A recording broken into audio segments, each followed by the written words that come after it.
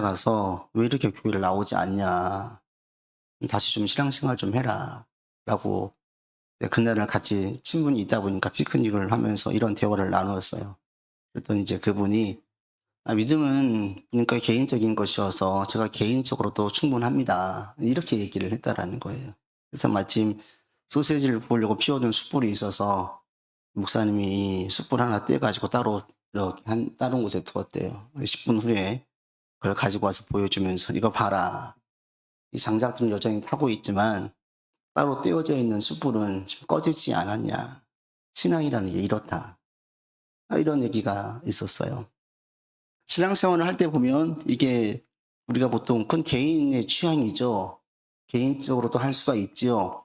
이렇게 얘기할 수 있어요. 이 미국은 이게 더더욱 통하죠. 워낙 프라이버시, 개인적인 사생활이 존중되는 사회이기 때문에 거기에서는 우리가 볼 때 무리한다고 할 수 있는 이야기들이 있어요. 너 좀 살이 쪘냐, 말랐냐, 처음 봤는데 막 지나치게 개인적인 사적인 질문을 던진다거나, 명절날 특히 이럴 때 이제 가서 친척이란 이름으로 명절 때 아니면 보지 못하는데 너무나 개인적으로 막 조언하고 충고하고. 여러분 그런 얘기 있잖아요. 명절 때 지갑은 활짝 열고 입은 조금만 여세요. 그런 분이 친척들에게 사랑받지요. 근데 이게 미국에선 더더욱 존중받는, 그래서 얼마든지 그렇게 할 수 있는 것 같아요.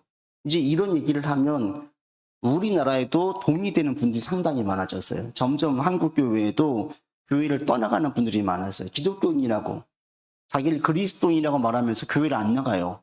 근데 이게 코로나 터진 이후로 완전히 가속화돼 버렸어요. 그래서 이제는 유튜브로 예배를 드리는 것에 대해서 당당하고 그럴 수도 있지라고 얘기하는 분들이 늘어났어요.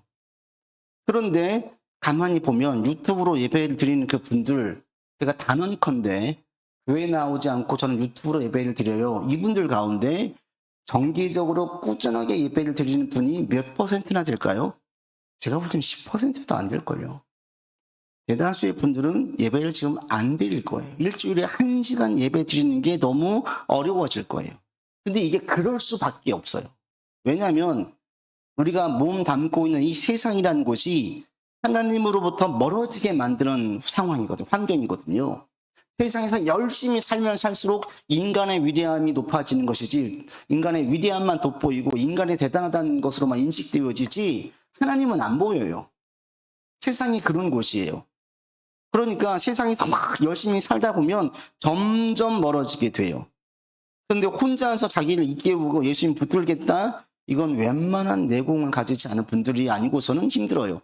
그러나 코로나 터지고 난 다음에 신실했던 분들은 새로운 하나님을 만났대요. 늘 교회에서 하신 분들은 코로나 터져도 혼자 예배 드리는 게 큰 어려움이 없어요. 정기적으로 계속 기도하는 시간 가지시고요. 말씀 듣고요. 성경 읽고요. 이 시간들이 삶에 배어져 있는 분들은 공예배를 못 드리는 그 상황 가운데서 신앙이 무너지는 게 아니라 새로운 하나님의 은혜를 경험해요. 그러나 대다수의 분들은 다 무너져요. 대다수의 분들은 점점 무너지는 정도가 아니라 하나님으로부터 멀어지게 되어가지고 난파선처럼 영영 떠나있는 분들이 한두 번이 아니에요. 그런데 이렇게 교회에 나오지 않고 혼자 신앙생활하는 것은 사실은 예수님 말씀에도 맞지 않고 하나님의 역사가 일어나는 방법과도 맞지 않아요. 예수님께서 부활한 다음에 초대교회에 나타난 가장 큰 특징이 뭐냐? 그것은 바로 성도들이 모이기 시작했다는 거예요. 교회는 교회를 만들고 모인 게 아니라 모여져서 자연스럽게 교회가 형성됐어요. 여러분 12절 보십시오. 12절 같이 읽겠습니다. 제자들이 감람원이라는 산으로부터 예루살렘에 돌아오니 이 산은 예루살렘에서 가까워 안식일에 가기 알맞은 길이라. 이 제자들이 예루살렘으로 돌아왔어요. 어떻게 한 다음에, 어떤 일이 있고 난 다음에요. 11절 위에 보시면 예수님의 승천을 본 다음에, 예수님께서 부활하신 다음에는 흩어졌어요. 그냥 자기 소소에 가서 자기 일 했어요. 그런 사람들 주님이 모았어요. 40일 동안 가르쳤어요. 내가 부활했다 확증을 시키시고 예수가 주 되심을 계속 가르쳤어요. 그리고 난 다음에 이들이 보는 가운데에서 승천하셨어요. 올라가신 걸 본 다음에 제자들이 됐다 하고 자기의 생업으로 돌아간 것이 아니라 예루살렘에 모였어요. 왜 모였습니까? 여러분 4절과 5절로 가보십시오. 사도행전 1장 4절과 5절 읽겠습니다. 사도와 함께 모이사 그들에게 분부하여 이르시되 예루살렘을 떠나지 말고 내게서 들은 바 아버지께서 약속하신 것을 기다리라. 요한은 물로 세례를 베풀었으나 너희는 몇 날이 못 되어 성령으로 세례를 받으리라 하셨느니라. 왜 모였습니까? 예수님께서 모여 있으라고 명령하셨기 때문이에요. 예수님께서 부활하신 다음에 제자들에게 제일 첫 번째 명령하신 내용이 뭐냐면 모여라. 우리로 말하면 흩어지면 죽는다. 모이면 산다. 뭉쳐라. 하고 첫 번째 내린 구체적인 명령이 모여 있으라는 거였어요. 모여 있으라. 모이는 것은 예수님의 명령이에요.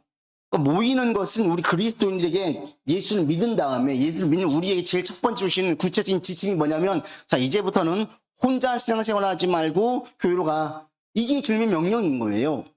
그래서 같이 신앙생활에 이게 예수님께서 제일 첫 번째 구체적으로 명령하신 내용이에요. 근데 이게 맞지요? 여러분 교회를 떠나서 혼자 신앙생활 해보십시오. 교회에 와서 예배를 드리고 성도의 교제를 나누는 사람과 그렇지 않고 혼자 있는 분들을 보십시오. 완전히 달라요. 앞서 말씀드린 것처럼 교회를 안 나오면 세상에서 점점 난파선처럼 점점 하나님으로부터 멀어지게 되어져요. 그럴 수밖에 없어요. 이 세상의 사상, 세상의 가치, 세상에서 중요하게 여기는 것들, 이 모든 것들이 하나님으로부터 멀어지게 만드는 것들이에요. 이런 것들을 막 살다가 교회로 오게 되어지면 예배 드리면서 깜짝깜짝 놀라시는 분들이 있어요. 끝난 다음에 목사님 오늘 말씀이 너무 저에게 하신 말씀 같았어요.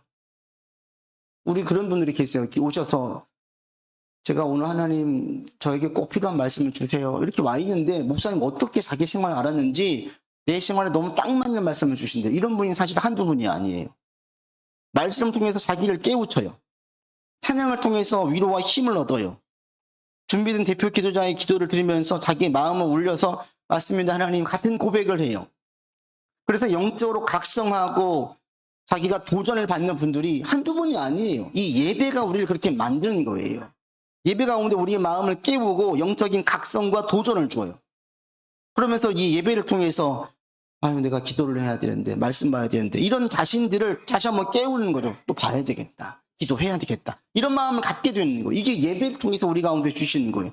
예배 끝난 다음에도 마찬가지예요. 이후에 아는 분과 교제를 같이 해요. 교회에서 정말 성도의 진정한 교제는 이게 얼마나 우리에게 큰 위로와 유익이 되는지 몰라요. 왜? 세상의 모든 관계는 다 이해관계거든요. 영업이에요. 그런데 교회에서의 관계는 순수하게 정말 그리스도의 사랑으로 접근을 해요. 이게 영업이 아니에요. 진짜 우리 식구처럼 가족처럼 그런 마음으로 접근을 하니까 좀 무장해제가 돼요. 그분들의 진심 어린 따뜻한 말 한마디가 나에게 위로가 되고 힘이 되어주는 거죠. 같이 기도하고 있어. 기도할게. 이런 말 한마디가 우리에게 힘이 되는 거예요. 모여있는 신앙이 성장한 분들을 보면 하나같이 다 모이기에 힘쓰는 분들이에요. 모이기에. 좀 여러분들이 할 수 있으면 예배 드리니 예배를 결코 소홀히 여기지 않았으면 좋겠습니다.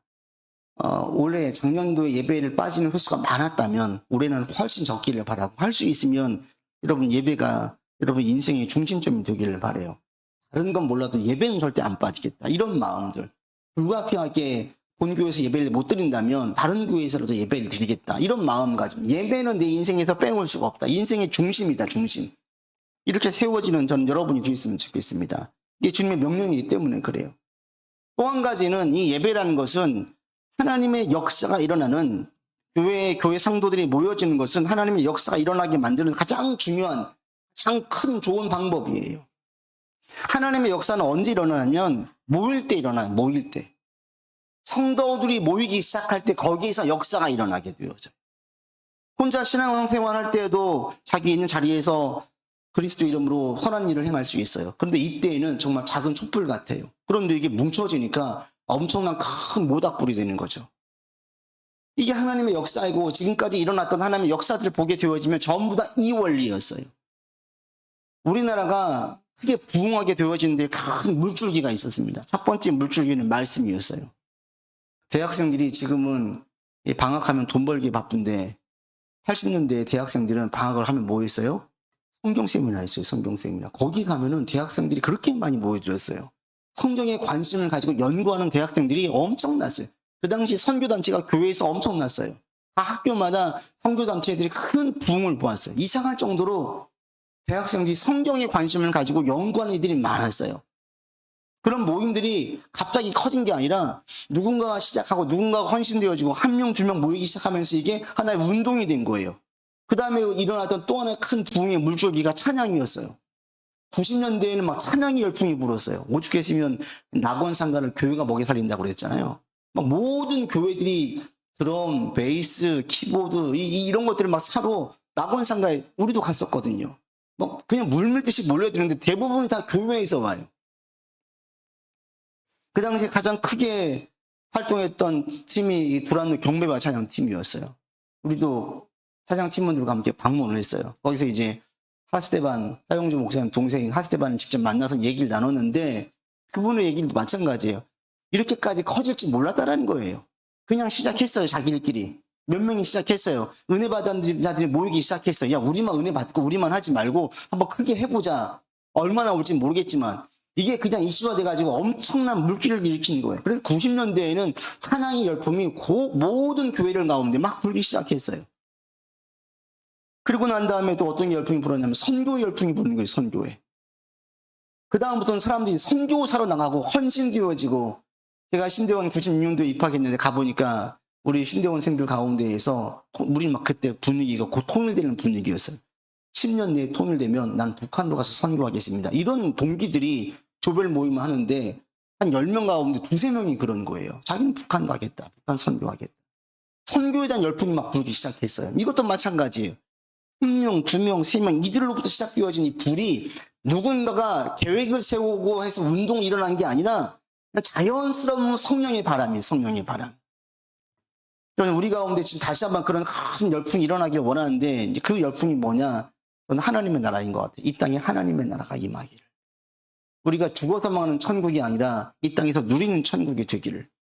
그러기 위해서는 뭐 해야 되느냐? 모여야 되는 거예요. 모여가지고 사모하고 기도하고 함께 예배드리면서 같은 가치를 가지고 같은 것을 추구하는 사람들이 모여지면서 이게 운동이 되어지게 커질 때에 이게 하나님의 역사가 되는 거예요. 저는 할 수 있으면 여러분들이 자꾸 모이기에 힘썼으면 좋겠어요. 올해 우리 교인들 어떤 교회에서 무엇을 한다, 내가 시간이 되고 상황이 된다면 할 수 있는 한 참석할 수 있는 여러분들 되면 좋겠습니다. 왜? 그게 역사를 일으키기 때문에 그렇습니다. 초대교회에는 모였어요. 이게 왜 모였냐? 예수님의 명령이었어요. 그러자 이게 교회가 됐어요. 교회가 되어질 뿐 아니라 점점 커졌어요. 부흥의 역사가 일어났어요. 여러분에게 모이기를 힘쓰십시오 라고 권면하면 어떤 분들은 이거 부담스러워 하시는 분들이 있어요. 그리고 이게 왜 부담이 되냐? 그러면 의외로 많은 분들이 교회 공동체를 통해서 상처를 받아요. 상처를 받아가지고 자기는 공동체로 안 들어오겠다. 이런 분들이 의외로 많아요. 오죽하면 그 이찬순 목사님이 교회 처음에 개척에 있을 때 제일 많이 들었던 말이 그거더래요. 목사님 변하지 마세요. 다 상처받은 분들의 교요. 그런 얘기를 너무 많이 들었다는. 그래서 교회에 일부러 예배만 드리고 왔다 갔다 하는 분들이 있어요. 사실은 그게 신앙적으로 길게 볼 땐 전혀 유익하지 않는데 상처받는 게 싫어가지고 이런 분들이 있어요. 근데 왜 상처받을까요? 물 두 가지가 있어요. 한 가지는 자신의 문제로 상처를 받는 경우도 있어요. 내가 어떤 컴플렉스나 트라우마가 있어서 자기가 작은 것에 또 발끈하고 예민하는 또 그 엉뚱한 곳에 자존심이 발동되어 가지고 나를 무시하는 듯한 이런 것에 발동해 가지고 상처받아서 떠나가치는 분들이 있어요. 이건 자신이 극복해야 될 부분이에요. 이보다는 더 큰 영향 사실은 공동체의 문제예요. 공동체를 통해서 공동체에 문제가 있어가지고 상처받는 경우가 더 많아요, 사실은. 개인적인 문제보다. 왜? 공동체가 진짜 힘써야 할 것을 힘쓰지 않았기 때문에. 공동체가 무엇을 힘써야 되느냐? 교회에서 모여서 뭐 해야 되느냐? 제일 중요한 게 뭐냐? 이걸 놓치니까 거기서 상처받는 거예요. 여러분, 교회에서 무엇을 힘써야 됩니까? 14절 보십시오. 초대교회가 모여가지고 뭐 했는지. 모이기 시작했습니다. 14절 같이 읽겠습니다. 여자들과 예수의 어머니 마리아와 예수의 아우들과 더불어 마음을 같이하여 오로지 기도에 모여서 뭐 했어요? 기도한 거예요. 기도. 교회의 공동체인 모여서 뭐 해야 되는 거예요? 예배 드리는 거고, 구체적으로 조금 더 예배보다도 더 먼저 앞섰던 게 뭐냐면 기도였어요. 기도하고 성령이 임하자 베드로가 설교하고 이게 자연스럽게 예배로 형성된 거예요. 출발은 뭐냐? 기도예요, 기도. 공동체, 교회 공동체에서 제일 중요한 게 뭐냐면 기도에 힘쓰는 거예요. 기도가 없는 교회 공동체에는 가장 중요한 것을 놓치는 거예요. 그러면 거기에서는 반드시 문제가 생겨요.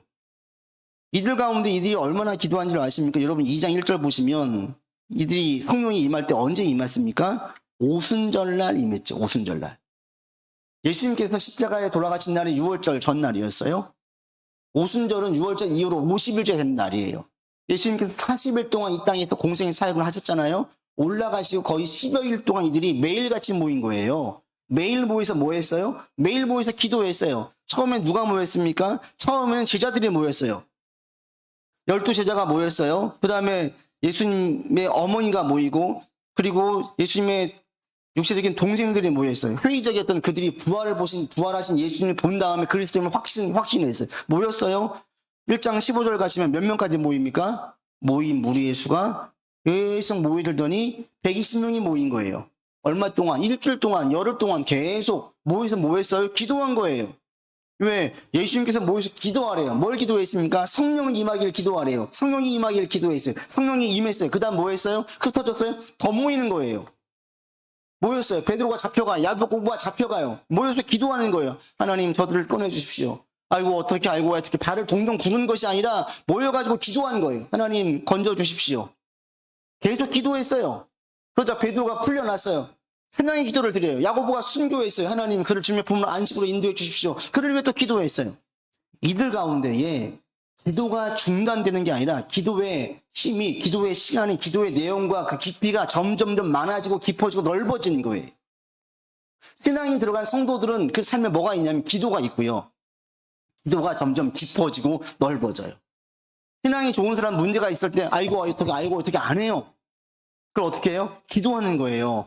문제가 터지면 어떻게 해요? 막 사람들이 전화하지 않아요. 제일 첫 번째 뭐예요? 기도하는 거예요. 하나님 도와주세요. 하나님에게 도움을 구하는 것은 두 번째 문제이고 첫 번째는 기도하는 거예요. 여러분 가운데 한번 살펴보십시오. 여러분 어떻게 됩니까? 기도로 시작을 하십니까? 아니면 여전히 기도는 내 가운데 하나의 옵션에 불과합니까? 기도는 옵션이 아니에요. 가장 첫 번째예요. 그리고 기도는 여러분 가장 중요한 일이에요. 일. 이거는 아무것도 하지 않는 행위가 아니라 기도는 우리가 뭔가 물건을 움직이고 무언가 일을 하는 똑같은 행위와 같아요. 노동과 같아요. 기도는 노동이에요. 기도 자체가 이게 사역이에요. 여러분 이 부분 분명하게 하세요. 기도를 사역을 다른 사역과는 좀 다르게 보셔서 뭐 식당 봉사하고 교회학교 교사하고 사냥팀하고 성가대하고 뭐 주차 안내하고 이런 분들만 사역하고 봉사한다고 생각하시는데 아니에요. 기도도 봉사예요. 모여가지고 누군가를 위해서 기도해 주는 거, 중보기도하는 거, 이것도 봉사라는 거예요. 엄청난 힘이 있어요. 교회 공동체 가운데 기도로 모여야 되는데 기도를 안 하는 거예요. 모여가지고 어디서 상처받아요? 밥 먹고 뭐 자녀 얘기하고 연봉 얘기하고 집 얘기하고 뭐 심지어 뭐 자기 스펙 얘기하고 이런 얘기하다가 상처받는 거예요. 이런 얘기하다가 서로 무시당하는 거예요. 기도 모임 나와가지고 상처받은 분 있습니까? 없어요. 기도 모임을 통해서 위로와 힘을 얻지 기도 모임 가운데 상처받는 분이 하나도 없어요. 그러니까 어떨 때 상처받고 어떨 때 힘들어지고 어떨 때 마음을 닫아요? 그 이후에 개인적인 얘기를 나누고 세상적인 얘기를 나누다가 상처받고 힘들어하는 거예요. 저는 우리 교회가 이렇게 세워가기를 원해요. 모여지면 점점 성도들 여러분들이 기도가 너무너무 중요해지고 기도가 너무너무나 우리의 삶에 힘이 되어지고 기도가 진짜 하나의 내가 일하는 거와 똑같은 봉사하는 거와 똑같은 거구나 라는 것들을 자꾸 여러분들 인식하고 확신했으면 좋겠습니다. 이게 우리 가운데 힘이 되어져요. 우리 가정도 마찬가지입니다. 여러분 가정은 뭘로 세워갈 거예요? 열심히 자녀 키우고 돈 벌어가지고 먹이고 학원 보내고 물론 필요하고 중요해요. 근데 이것만 가지고 됩니까? 아니에요. 하나님이 가장 중요하게 여기는 공동체는 가정 공동체와 교회 공동체예요. 다 가정과 교회는 뭘로 세워가야 돼요? 기도로 세워가는 거예요. 사도 바울이 말합니다. 남자들이여 거룩한 두 손을 들어서 가정을 위해 자녀들을 위해서 기도해라. 집안의 가장인 남자들이 뭘 제일 힘써야 되느냐? 기도하라는 거예요, 기도. 돈만 벌어오지 말고 자녀들을 위해서 기도하는 것도 소홀히 하지 마라. 그러니까 가정은 기도로 세워가는 거예요. 여러분 가정이 기도로 서갈 수 있기를 바라요. 여러분 자녀를 뭘로 키우시겠어요? 여러분 사랑과 수고로만 키우지 말고 더 중요한 게 기도로 키워가는 거예요. 그게 주님께서 원하시는 거고 그 기도가 내가 수고하는 것 못지않은 큰 힘과 능력이 있습니다. 여러분 가운데 기도가 세워져 갈 수 있기를 바라고 기도를 가장 중요하게 여기는 여러분들 되기를 바랍니다. 성령이 임하게 되어지면 더 기도하게 되어져요. 더 성령이 임하게 되어지면 매 순간순간 주님께 간구하면서 나아가게 되어져요. 우리가 지금 거의 요즘에 올해 들어서 사도행전 강의하면서 계속 성령의 능력에 임하기를 계속 기도하고 있어요. 여러분 예배 때마다 계속 기도하세요. 성령께서 내게 임해 주시기를, 강하게 역사해 주시기를. 성령이 임할 때에 어떻게 돼요? 우리가 담대해진다고 그랬잖아요. 담대해지면서 예수님께서 주 되심을 확신하게 되어져요. 이 확신이 우리 가운데에 우리의 삶에서 어떤 역사가 일어나느냐? 하나님의 나라가 임하는 거예요. 하나님의 나라가 내게 임해서 평안을 맛보고 인생이 견고해져 가고 주님 안에서 세워져 가는 거예요. 여러분의 삶이, 여러분의 가정이, 또 우리의 교회가 이렇게 갈 수 있기를 바랍니다. 이게 올바른 신앙의 모습이에요. 여러분 모일 때마다 함께 기도하세요. 지금 그래도 저도 이제 우리가 수요 예배 때도 같이 모여서 기도하는 시간을 좀 더 가져서 기도하게 되어지고 새벽 예배 때마다 기도하고 나아가고 있습니다. 여러분 신앙이 올해도 성장하기를 바라고 좋아지길 바랍니다. 그러기 위해서는 예배의 자리에 할 수 있으면 더 나오세요. 일주일에 한 번 나왔어요. 기회가 되면 2번도 나오시고 3번도 나오시고 수요 예배 기도에도 나오시고 새벽 예배도 나오시고 한 번 예배 드리는 것보다는 2번, 3번 드리는 게 훨씬 신앙이 유익하고요. 짧게 기도하는 것보다 길게 기도하는 게 훨씬 유익하고요. 간절히 기도한 시간들을 한 번 가는 것보다는 계속 가는 게 우리 가운데 훨씬 신앙적인 능력이 있습니다. 여러분 그러니까 할 수 있으면 매일 기도하세요. 매일 기도하시고 구체적으로 기도하시고 또 여러분 가정과 하는 일들을 위해서 개인적으로 계속 기도에 힘쓰세요. 또 우리가 모일 때 함께 기도할 수 있기를 바랍니다. 이게 우리 가운데 역사를 일으키고 하나님의 능력이 임하게 되어지고 이 기도에서 하나님의 나라가 임하게 되어진 출발이 되는 거예요. 여러분 모두가 다 기도의 사람이 되기를 바랍니다. 또 한 가지 기도는 내 내용만 기도하는 게 아니라 다른 사람들 위한 봉사예요. 또 여러분 옆에 있는 성도들을 위해서 또 내가 알고 있는 우리 식구들을 위해서 같이 기도하는 거예요. 누굴 위해서 어떤 누군가 문제가 생겼어요. 어떻게 도우시겠어요? 기도로 돕는 거예요. 그래서 정말 목사님 기도하고 있어 이런 말들이 얼마나 위로가 되고 얼마나 감사한지 몰라요. 진짜 이 기도의 힘을 아는 분들은 진짜 기도해요. 기도해줘요. 여러분 모두가 다 이런 사람으로 설 수 있기를 바랍니다. 여러분 수고하는 걸로 그치지 말고 여러분 삶에 기도가 있어서 기도 가운데 나아가고 기도로 세워지고 기도 가운데 하나님의 나라가 임하고 성령의 역사가 있는 그런 여러분의 삶이 되기를 주의 이름으로 축원합니다. 같이 기도합시다. 아버지 하나님, 우리가 함께 기도하며 나아가기를 원합니다. 모이면 기도하고 모이기에 힘쓰고 또 모여서 함께 힘쓸 것은 기도입니다. 기도하며 서로를 위해서 필요를 채우고 연약한 부분들 세워져 가고 문제가 있는 곳에 그 문제가 풀려지기를 간구하는 우리 되게 하여 주시옵소서. 나만을 위한 기도가 아니라 옆에 있는 지체들을 위해서 기도하는 우리가 되기를 원합니다. 함께 기도로 세워져 가고 기도로 연합되어지는 우리 교회가 되게 하여 주시옵소서. 우리 구주 예수 그리스도 이름으로 기도드립니다. 아멘.